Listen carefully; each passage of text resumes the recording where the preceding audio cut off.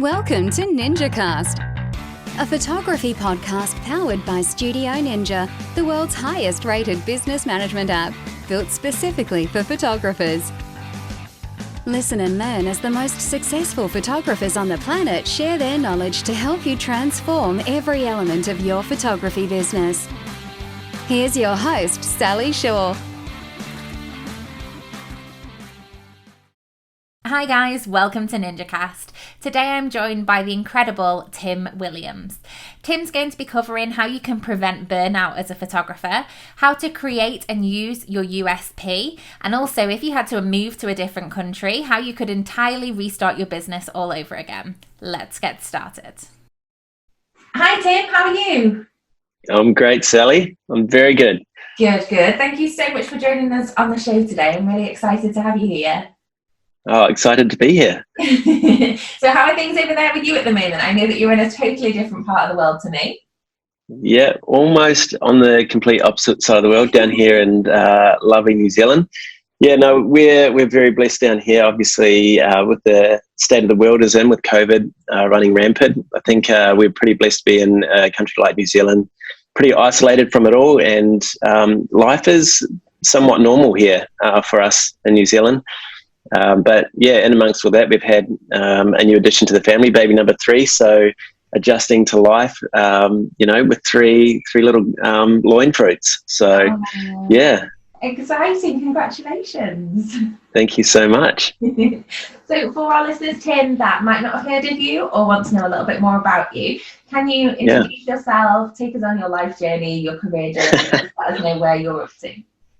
Yeah, well, I'll give you the nutshell version because the extended version might be pretty boring. But yeah, so my name's Tim Williams.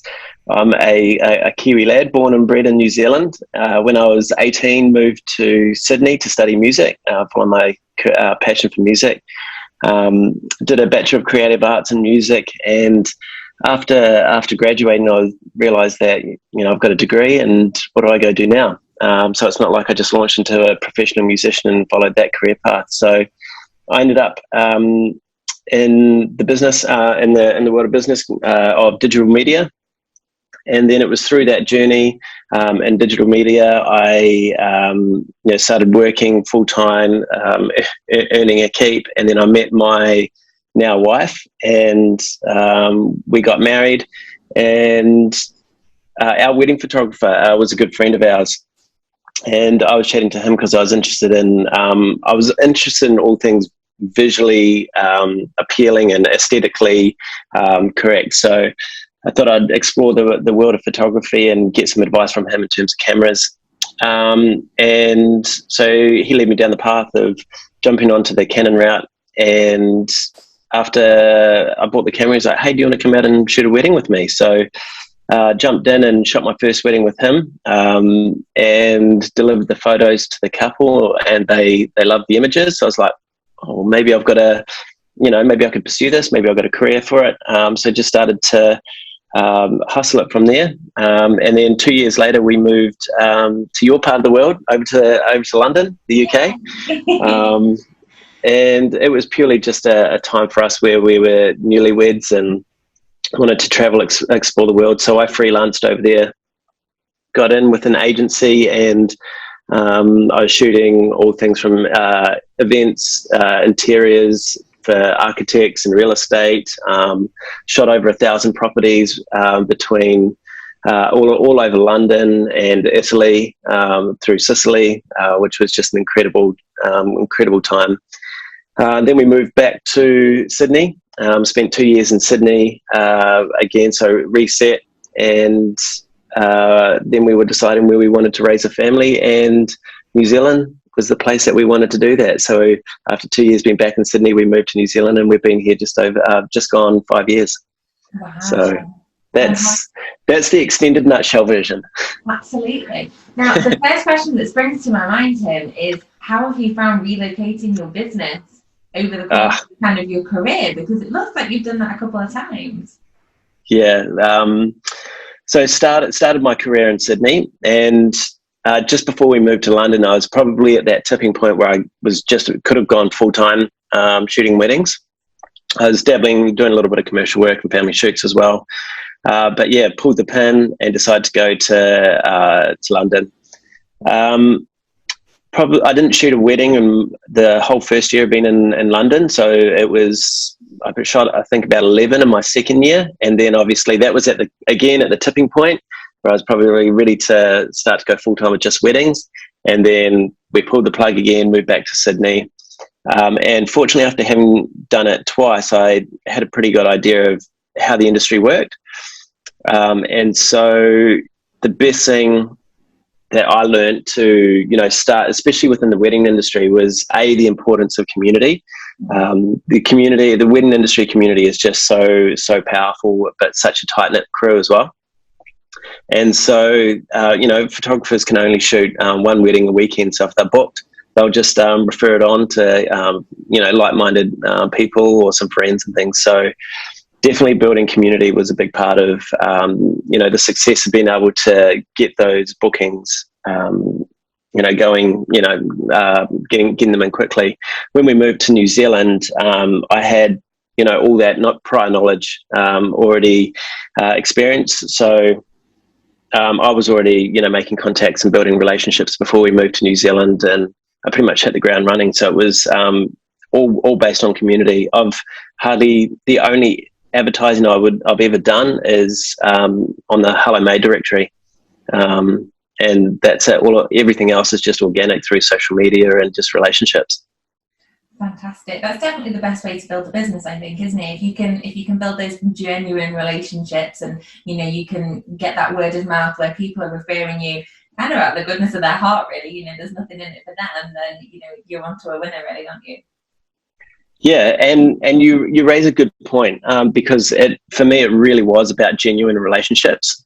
There's the perception in, I guess, the commercial world about networking and business networking, and I think networking kind of has the connotations of, what can I get from you? What skills do you bring to the table that I can take? But for me, a genuine relationship was more about what can I offer you, and whether that be through friendships or through services. But I was really focused on building authentic relationships.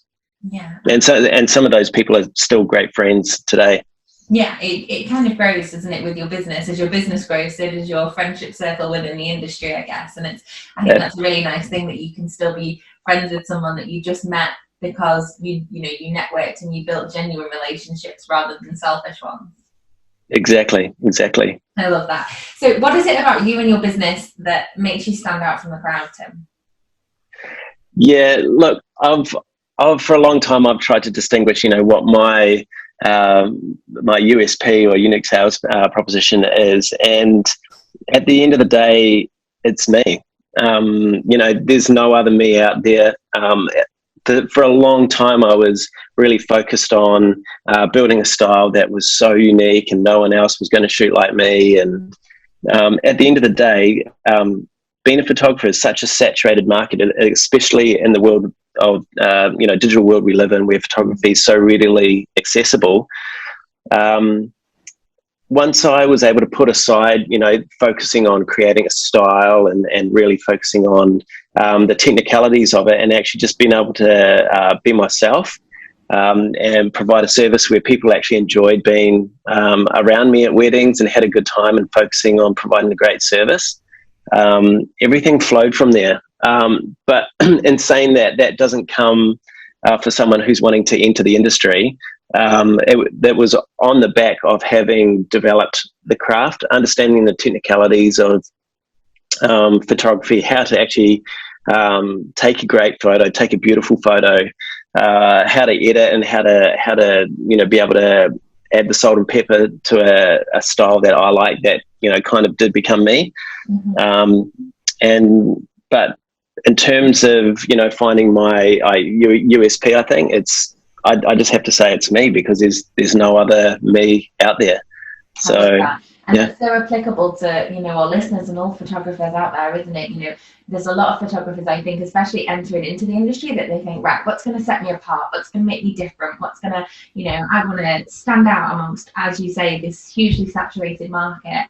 Actually, you've got the answer right there. It's you. Yeah. It's who you are, and it's how you run your business that sets you apart, isn't it?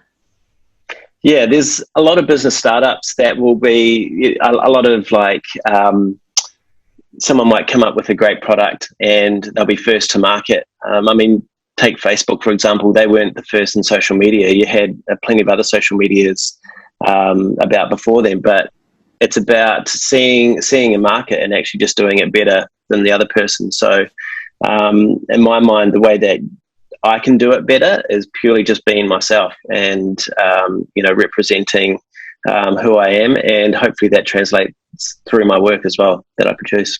Absolutely. So I've got a real feel that relationships are key to you in general, both in the industry to grow your business, to market yourself, but also with your clients and how you kind of run your business. So how do you go about building those relationships? Where do you begin? Well, I think first of all, to build relationships with clients, you've got to have clients. And for me, the way that I got clients was building relationships with other people in my industry. And then from there, it was referrals. It was doing style shoots with other vendors. Once I understood how the wedding vendor industry worked, I was then able to do like collabs and things. And then the referrals came from other vendors. And I'm still getting referrals today from vendors that I reached out to, 5 years ago when I first landed in New Zealand. So the power of being able to refer and refer back is a real powerful thing. And then when it comes down to looking after the client, it's again being authentic. And for me, I just really love, especially in the wedding space, making sure that they feel relaxed and that they can just set up the day however they want to do the day how they want to do it. If it's that they want to have Mexican sombreros through the reception, then I would say go ahead, just do it. Like, do whatever makes you happy, whatever's going to put you at ease, and just don't conform to what other people say, what society says, or what even tradition says. Just go ahead and do it. And for me, if they feel relaxed, I get the best photos, and if they're having a good time, I get the best photos. So it's just about making sure that they have a good time. Yeah. And when you're speaking to your clients, do you find that you have that kind of conversation with them? You'll say that I want you to relax, I want you to just do what you want to do, and do you kind of give that advice to them? Absolutely. I'd probably even take it a step further. So the first meeting that I have with him, whether it be over a coffee, over a Zoom, or grabbing a beer with him, I don't even go on with the intention of talking about the wedding. I just want to sit down and actually get to know them, because I think so much of the content that you'll be able to get from them on the day is the actual chemistry between myself and the couple. So if there's no chemistry, if there's no gel, or we're just not getting on, then it's going to be a real struggle. But if there's a real relationship where I can actually get on with them and actually feel like a guest, a valued guest on the day, then I can just slot in and be a guest, and I love to be able to document the day as like if it was a guest perspective. Mm-hmm. So definitely I would make sure that, and I'd say to anyone who is in this industry, if you don't feel a connection with your couple and that consultation, pre-booking sort of meeting, be okay with saying, hey, look, I don't think I'm the right photographer for you, or I'm not the right fit, and maybe make some recommendations for someone who would be a better fit for them. Absolutely. We've all had that experience of where we sit there and think, I don't think I'm the right person for you for your wedding day. And, no matter who that couple are, their wedding day is the biggest day of their lives. So exactly, you're kind of doing them a disservice to take it on if you know that you're not the right fit, aren't you? So definitely. So in terms of that kind of feeds into a little bit of like ideal clients and marketing, to find that your type of person, if that makes sense, the type of person you want to sit down and have a beer with. So how do you go about doing that? I would say it's about defining, saying no if you get the wrong type of couple, mm-hmm. because so much of the wedding industry is, like I said, that referral network. So I'm about to shoot a wedding at the end of this year, and I think it's about the sixth wedding from like within the same circle of friends that I shot. I think the first one maybe 3 years ago, and so that circle of friends is obviously wide, and they're kind of similar personalities. They all get on and they all party the same, and because of my personality fit with them, they just know that I'll be able to fit in with the crowd and fit in with the group. So had I'd said yes to a couple that there's just no gel or whatever, then potentially I would start to get into the referral network of that. If people saw the work and they thought it was nice, like, yes, you could probably still take a nice photo with someone you don't gel with. But in terms of telling a story and a genuine story and really getting the emotive connection out of it, I think you'd really find it hard to get that. So, yeah, which road do you want to go down? And that's that pre-booking consultation or meeting is quite crucial. Absolutely. And I know you've already mentioned there on kind of those emotive images. You do those incredibly. Your work is phenomenal.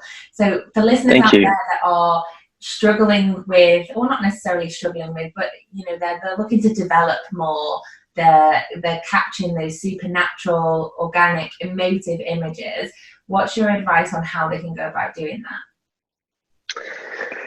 that? Well, I always see weddings to be it's a romantic day. There's a lot of excitement, a lot of happiness, a lot of joy. And so for me, how I represent that, the romance and the emotion, is through the tones in my imagery. So I like warm tones, just like when I'm listening to music. If the music's cold, you get a cold feeling, but if it's nice and warm and mixed beautifully, then it creates a warm sort of feeling inside of you. So it's the same visually for me. I focus a lot on capturing emotions on faces. So especially in the reception, I'm focusing a lot on an emotion. So if I'm taking a photo of 3 or 4 people, I'll sit there and wait, and I'll if I'm really wanting a reaction shot, I could fire off maybe 60 or 70 images with that one composition, just waiting for that one moment that it could be a fraction of time, but it could be just the teardrop rolling out of the eye, or a laugh where you got all 4 people laughing at the same time, or an eye connection. And it's about sitting and waiting. I would observe the room and see where the energy is. That's for reception. So very much focusing on reactions and emotions. When I'm with the bridal party, it's purely just about I'm always led by the light. So I get so overwhelmed if it's an overcast day, because pretty much anywhere you go, the light's going to be the same. So if it's a sunny day, it reduces my options. So I feel much more comfortable in broad daylight. But I'm always led by the light, and just trying to make the couple feel comfortable, and just I'll be the first to pay myself out and be real goofy or whatever. But just try to give the bridal party time to relax and enjoy themselves, and just say, guys, this is your wedding day. Just talk about it, and I'll just sort of float around and take photos and just capture something authentically there. I don't like to stage anything too forced. Yeah, absolutely. I think that kind of natural feel is definitely the way forward, isn't it? With a lot of photographers now, they're gravitating towards that element entirely, or they're mixing that element into their work if they are somebody that really likes to pose and direct in a wedding day as well. So absolutely, yeah. In there. So in terms of your inspiration, I know that you said before that you worked quite hard in previous years on trying to develop your work so that it was unlike anyone else's. Did you ever, or do you still, look up to anybody? Is there anyone that really inspires you work-wise? Yeah, great question. There's so much content, and like overwhelmingly so much great content out there, whether it be in the wedding industry or not in the wedding industry. Early days, our wedding photographer was a huge inspiration to me. His name's Glenn Alsop. He shoots for Christian Off Studios now in New York City. Mm-hmm. He's been over there for many years. Another huge inspiration to my work was a good friend and mentor of mine in Sydney, Tim Pascoe. He won Wedding Photographer of the Year a couple of years in Sydney, and he started out on the days of film and then transitioned into digital, and he's seen it all, and he does a lot of photojournalism for news agencies and things now. And then there's the guys, offshore, like Ed Pears was another great one, in the UK as well. His tones, warm tones, were just really beautiful. I just loved the emotion in his tones. There's another guy in Perth in Australia, James Simmons. He's got some really emotive work. The list goes on. Jakub Fabianski, who's based in Melbourne, he's got some beautiful, bridal portraiture with some great sunsets and use of light. There's some. Pierre Curry is a really unique one. How he just does documentary so well. He's in Melbourne as well, and so all these guys have contributed to, I guess, my outlook on what photography is. Jonas Peterson, early days, in his storytelling. So I think understanding the power of storytelling is absolutely huge as a craft, as a photographer. And if you haven't identified what is a great story and how to tell a great story through photojournalism and being able to create narratives, you're missing out on probably the most powerful weapon in your artillery as a photographer. So definitely spend time on understanding how to storytell, how to tell a story. What are the key elements in a story? You can add music through the slideshows. What emotion are you telling? What are you trying to communicate? And what's the flow of the narrative? How do you set up the scenes? Where are you in the story? Are you at the reception? Are you at the bridal house? So being able to tell that narrative smoothly and with emotion is really powerful. I love. Does that answer your question? Yeah, absolutely. What I love there is that you named so many photographers, and that in itself is unique, that you haven't just gone, I look at this person, I'm inspired by this person. There's so many there, but with each person, you haven't just said that, this person inspires me and this person inspires me. It's a specific element of their work that inspires you. So, like you said, Jonas Peterson for his storytelling. And I think that's really lovely, and you don't hear very often, is that you really honed in on what inspires you about their work, rather than just saying, I love their work. Yeah, exactly. And I'd even go further back. Outside of the wedding industry, Ansel Adams was a massive inspiration to me, just understanding light. I listened to a documentary on Ansel Adams. He's a famous landscape photographer out of the US, no longer with us, but he shot everything on large format film, most of it black and white. And I was really, really challenged one time when the interviewer was asking about when he takes a photo, does he, bracket, take a series of images? One might be underexposed and one might be overexposed. And Ansel just said, no, I take one image, because if I take more than one image, I'm insecure about my craft and understanding the technical aspects of the camera, and I'm insecure about whether I got it or not. The only time he would ever take a second image is if he thinks the film failed. And so for me, it was like, we can go into a scene and we can just, be like a machine gun and shooting everything, but go in and understand, what am I trying to say? What do I need to tell the story? And you can actually just go click, click, click. You might want to take a few clicks just to make sure they're not blinking. But rather than just being, shotgun, the machine gun approach, just be more like real deliberate, and know what you need. Absolutely, definitely. So obviously you've worked very hard in your career. You've traveled from country to country. You set up your business again. That takes an awful lot of work. So how do you prevent burning out? What do you do to kind of switch off from wedding photography? Yeah, I see burnout happen so often in the wedding industry. I think, there's a lot of enthusiastic people who hit the wedding industry, and they produce great works first off, and second year, and they might be shooting 50, 60 weddings. And then third year, it's just like, can't do it anymore. Fourth year, they're just done. And so it's a write-off.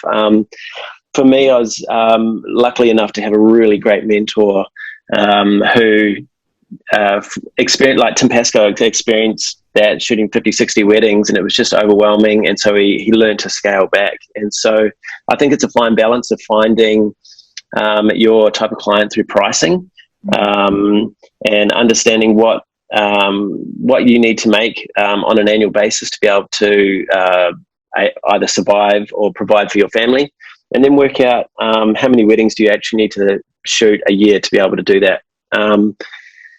And so for me, I cap my bookings at 20 weddings a year, because if I'm burnt out, then I'm doing a disservice to the client on the wedding day, and I'm not producing the best work I can. I'm doing a disservice to my family because I'm, not as engaged when I come home, and I'm a tired and lethargic dad and husband. So it's really important to put in those parameters to ensure that you don't burn out, but make time for those things that energize you. So I love mountain biking. I love being outdoors. So, make time to do those things. It's actually super important. Your mental health is extremely important as a creative. If you don't look after your mental health, your creativity will just absolutely plummet. Definitely. I think that, like you say, looking after yourself, whatever that may be, for everybody, it's something so different, isn't it? And making time for that and stepping away. I think it's so easy as business owners to just work. That's all you do, all day, every day, all night, all day, all weekend. Yeah. And I think we forget sometimes that we can say, I'm not answering that email, I'm not answering that text, I'm not picking up the phone, I'm not, I'm not editing till midnight. So yeah, definitely looking after yourself is a huge factor, isn't it? Absolutely.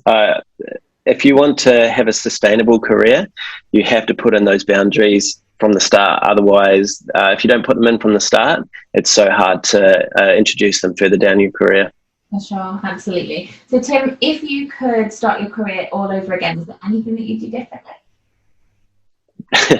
If I was to start my career all over again, one thing my mentor is probably the best advice he ever gave me is he was always challenging me on what am I going to be doing after wedding photography. And so, I love wedding photography. I'm in my 12th year. But I definitely know I'm not going to be a 65-year-old man shooting a 20-year-old bride.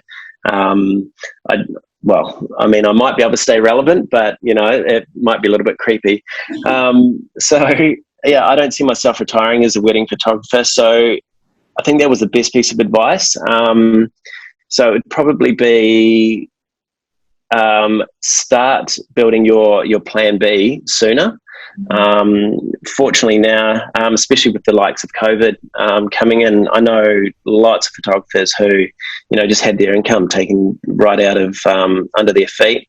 And fortunately for myself, this might be opening up another can of worms or another discussion point, but I started up another production company with another good friend of mine to kind of diversify out of weddings in the event that if someday I couldn't shoot weddings, or I'd had enough, or I just wasn't getting the bookings, that I could still have an income, but the skill set still complemented. So we started a production company in the photo and video space, and it's all about telling stories, because that's what we do as wedding photographers. So I felt like I had a really great understanding of how to tell great stories, and so that's transitioned over, and so I'm kind of running two businesses parallel at the moment. So absolutely. Yeah, as if you weren't busy enough. yeah well not busy enough. Newborn baby as well.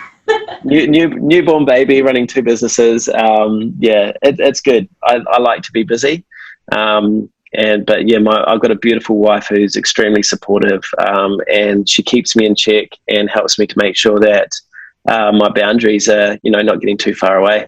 Amazing. Oh, that's fantastic. So if you can have one final piece of advice, maybe something that made a big difference in your personal life or your business life, what would that one piece of advice be? Get a mentor. Absolutely. A lot of reasons why. A mentor will be able to hopefully help fast track you in your career. Definitely did for me. They'll be able to speak into your work and help critique your work and help you to get better as an artist, as a communicator, a visual communicator, as a photographer, understand the technical aspects. Hopefully they can also teach you good business acumen as well. It's really important as a creative. We tend not to naturally go into the business space and know how to run an efficient business, know how to manage our accounts and things like that. So that in itself is really important. So get a mentor, get a graded accountant, and start focusing on multiple streams of income as well, because we live in such an uncertain world.